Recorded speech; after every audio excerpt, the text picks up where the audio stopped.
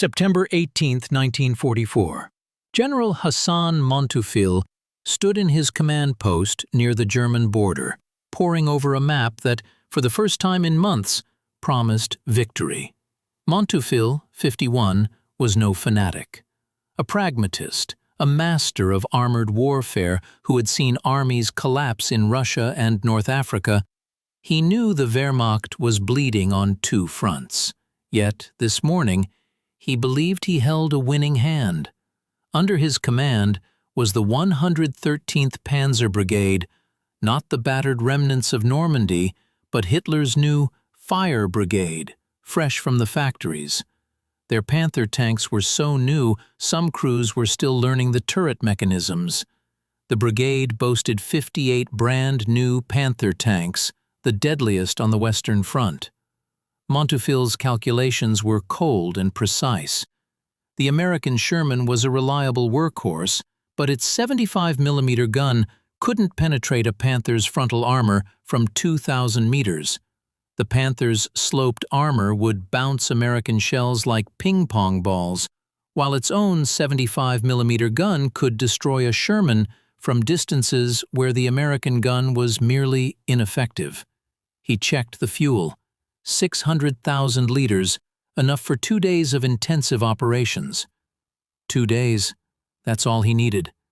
His objective was elegant: slice into the exposed right flank of General George Patton's Third Army. Patton was overextended. His fuel lines stretched 250 miles, his tanks scattered across a 110-mile front. Monteufil's plan was to concentrate his 58 Panthers, punch directly at the American 4th Armored Division, cut off Patton's spearheads, and destroy them, creating a crisis that would halt the entire American advance. By all conventional military logic, this should have worked. German tanks were superior, their numbers concentrated, and the element of surprise absolute. The Americans had no idea a fresh Panzer Brigade was assembling in the fog and forests of Lorraine. But Monteufil was making a calculation based on 1940s logic in a 1944 reality. He assumed a tank battle was decided by armor thickness and gun caliber. He didn't know he was leading his brigade into a trap built from three things the German military mind could not comprehend. At 7:30 a.m. on September 19th, the lead elements of the 113th Panzer Brigade began their approach. A thick fog rolled across the Lorraine fields, dropping visibility to 50 yards, then 30. Tank commanders peered through periscopes. Drivers could barely see the tank in front. Monteufil's greatest advantage, the Panther's long-range killing power, instantly evaporated. A 2,000-meter kill shot requires sight. These Panthers couldn't see 50 meters. The Fire Brigade was blind. 15 kilometers away, inside the American Combat Command A headquarters, Colonel Bruce Clark received the first reports from forward observers. Heavy engine noise, large formations, moving west. Clark didn't have heavy tanks. He had the 37th Tank Battalion, commanded by Lieutenant Colonel Creighton Abrams, a name that would one day adorn America's main battle tank. Abrams didn't panic. He instantly realized the fog was an equalizer, a catastrophic one. If the Germans couldn't see at 2,000 yards, their superior guns were useless. This was going to be a knife fight in a phone booth. Speed and reaction time were everything. The German column advanced through the mist, tank engines roaring, tracks clanking, commanders hunched in their cupolas. They expected to crush the American picket line and break into the rear. Instead, the lead Panther suddenly erupted in flames. The turret exploded outward, then the second Panther in column, then the third. German crews panicked. Radio discipline collapsed. Tank commanders slewed their turrets left and right, desperately searching for muzzle flashes in the fog, but there were none visible. The shots were hitting them from the flanks, punching through the thinner side armor. Rounds that couldn't penetrate the thick glacis plate were tearing through the weaker sides. German voices crackled over the radio in confusion. "Enemy to the left! No, enemy right! Where is the enemy?" Commanders popped their hatches to see through the mist, only to be cut down by unseen machine gun fire. The German commanders assumed they had run into a massive wall of American heavy tanks. But the reality was far more disturbing. The 113th Panzer Brigade hadn't hit a wall. They had walked into a swarm. Enter the M18 Hellcat tank destroyer. To a German tanker, the Hellcat was almost a joke. It had almost no armor. A heavy machine gun could penetrate its thin turret.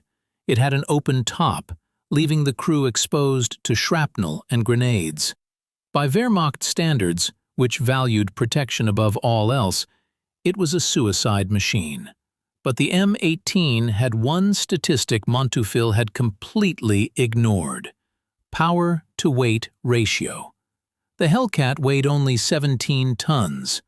Despite that minimal weight, it was powered by a radial aircraft engine, the same type that powered American fighter planes. This engine was a technological marvel, producing 350 horsepower. It could achieve road speeds of 55 miles per hour, faster than any tank in the world. No Panther, no Tiger, no Soviet T-34 could match that speed. The Hellcat could relocate from one position to another faster than a medium tank could rotate its turret. In the fog of Arracourt, this speed became the ultimate weapon. The German Panthers advanced in a rigid phalanx, like Roman legionaries. They were designed to advance in coordinated groups, supporting each other's flanks. But coordinated tactics require visibility and communication. The fog destroyed both. The American Hellcats fought like a pack of wolves, individual hunters, autonomous, coordinated not by proximity, but by radio. Here's how the engagement unfolded, repeated dozens of times that morning. A Hellcat platoon from the 704th Tank Destroyer Battalion would hear the Panthers approaching through the fog. The commander, listening on the radio, would plot his position on the map. He would order his driver to race to a flank position hidden behind a hedgerow or barn. The engine would scream at full throttle. The crew would deploy into firing positions. They would wait, engines idling, gunner with hand on the firing mechanism, loader with armor-piercing rounds staged for rapid reload. They would wait until the German behemoths rolled past, exposing their vulnerable sides. 3 high-velocity 76mm rounds would slam into the side of a Panther, penetration fire. The Panther's turret would slew left, trying to engage the Hellcat, but the Hellcat was already moving. The driver would reverse at full throttle, backing up 300 yards at near maximum speed, guided by the commander shouting directions. They would relocate 300 yards down a different road, across different terrain, toward the next ambush position. Before the surviving German tanks could complete their turret rotation, the Hellcats had vanished. It was a clash of philosophies. The Germans built tanks as armored fortresses, heavy, protected, designed to take a hit and survive. The Americans built vehicles designed to never be there when the hit arrived. Light, mobile, designed to shoot and relocate. By noon, the fog began to lift. Montefiore, receiving reports of stalled attacks and mounting losses, ordered his commanders to push harder. The Americans cannot be everywhere. Push through their screen. But as the sun burned off the mist, the Germans realized the second part of the American trap had just closed. During the opening hours, the German infantry, the Panzer Grenadiers, had ridden on the backs of the tanks or followed closely in half-tracks to protect the armor from American infantry. Suddenly, as the fog lifted, the sky above Arracourt tore open. It wasn't airplanes, not yet. It was something far more precise than anything the German mind could fathom. The American artillery, specifically the 66th Armored Field Artillery Battalion, under Colonel Bruce Clark's direct command, was executing a tactic that was standard doctrine for the 4th Armored Division, but a weapon of shocking lethality. Time on target, TOT. In traditional 1940s warfare, artillery batteries fired sequentially. Battery A would fire. The enemy would hear the first shell approaching, react, and dive into foxholes. Battery B would fire 10 seconds later, but by then the enemy was already underground. The surprise was lost. The killing potential dropped by 90% after the first salvo. The American time-on-target system was revolutionary. It was pure mathematics. A centralized fire direction center would calculate the flight time of artillery shells from 12 different batteries positioned miles apart, at different elevations and distances from the target. The FDC would then calculate backward from a specific impact time what firing time each battery required. Battery A, positioned 12 kilometers away, would fire at 12 o'clock.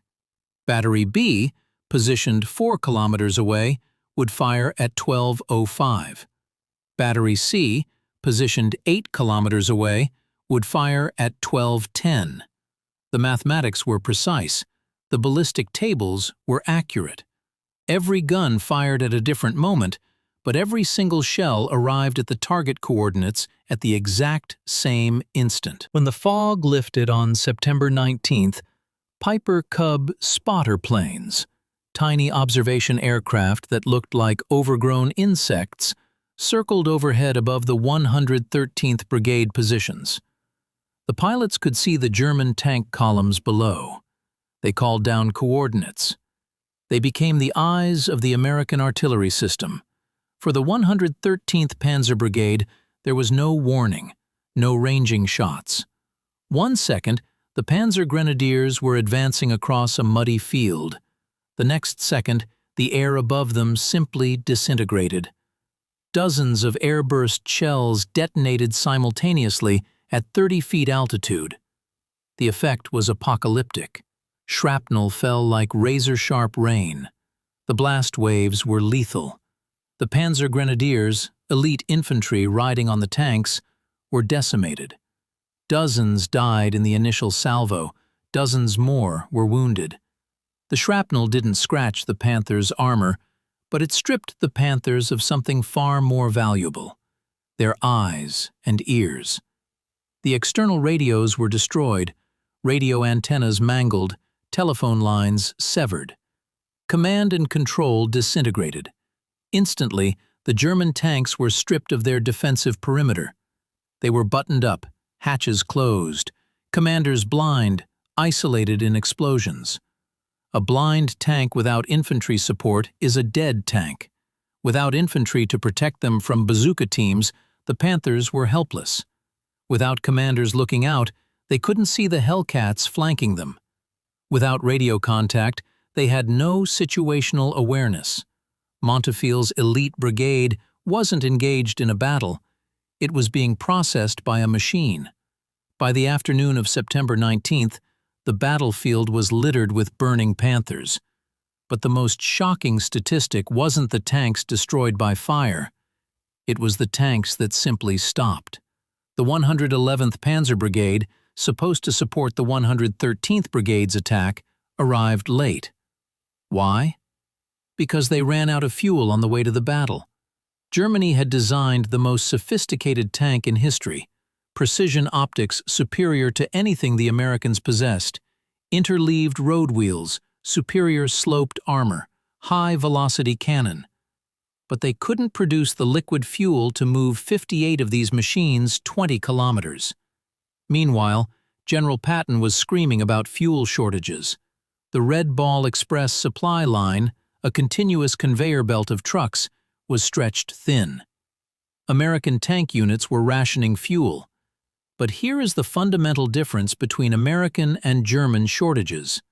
When Americans lacked fuel, tanks turned off their engines and waited for trucks. When trucks arrived, tanks refueled and resumed operations within hours.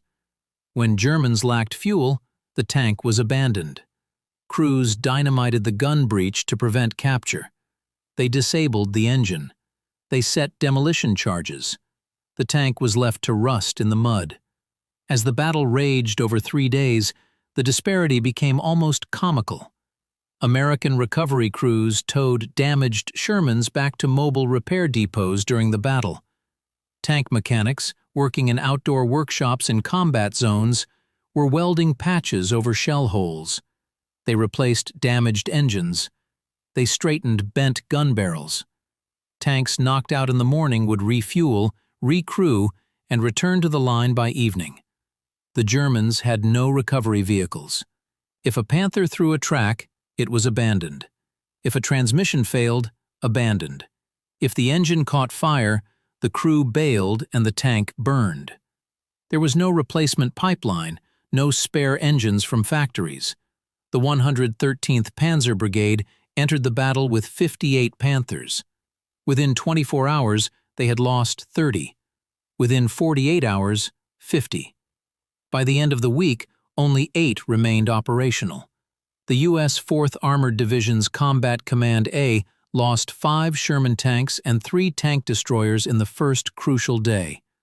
Total losses for the week were approximately 25 tanks and tank destroyers. But critically, American losses were rapidly replaced. Within 3 days, new Shermans arrived from the rear. Within a week, Combat Command A's operational strength was arguably higher than when the battle started. Patton wasn't defeating Montefiore with tactics alone.